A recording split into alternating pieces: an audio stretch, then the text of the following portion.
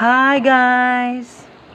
Ayan po, nagluto po ako ng ginataan na ampalaya. Ako po ay nag-imbento ng ginataang ampalaya na maraming bawang. Ayun, muro bawang.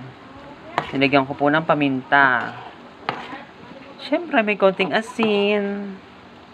Ayan na po yung ampalaya ko, mga lodi. Niluto ko na. Gata lang ito ha, yung kakang gata. Ayan. Pinapakuluan ko lang siya.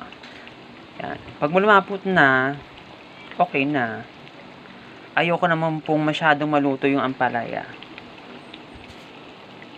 Ayan o, ampalaya o. O, diba, ampalaya yan. Oh, very good. Ang sarap niyan.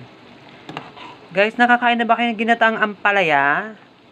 As in yung bagong pitas, yung sariwang ampalaya. Sariwang ampalaya ko, bagong pitas from my own garden. Sa aking bakuran.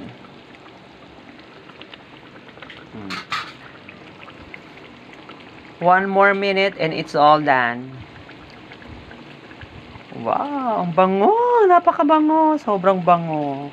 Kasing bango ko.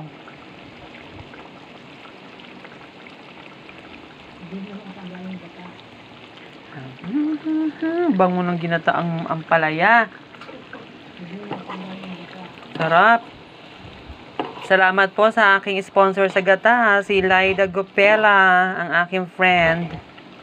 Ang kapitbahay ko na si Laida Gupela, sponsor ng gata.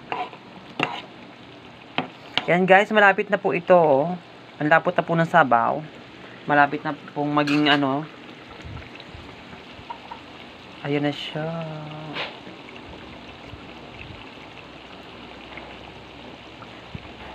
Ang sarap, ang bango.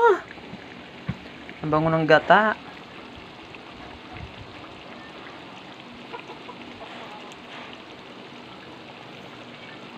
Hindi ko na po tinakpan kasi na po aapaw dun sa pinaglulutuan ko. Para po mag-evaporate na yung mga liquid niya. Para creamy siya. Ayun oh, creamy na siya oh. Oh, tarang. Oh, diba? Oh.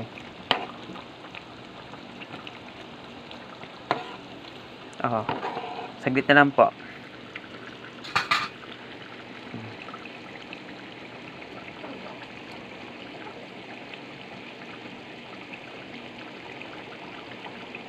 And done.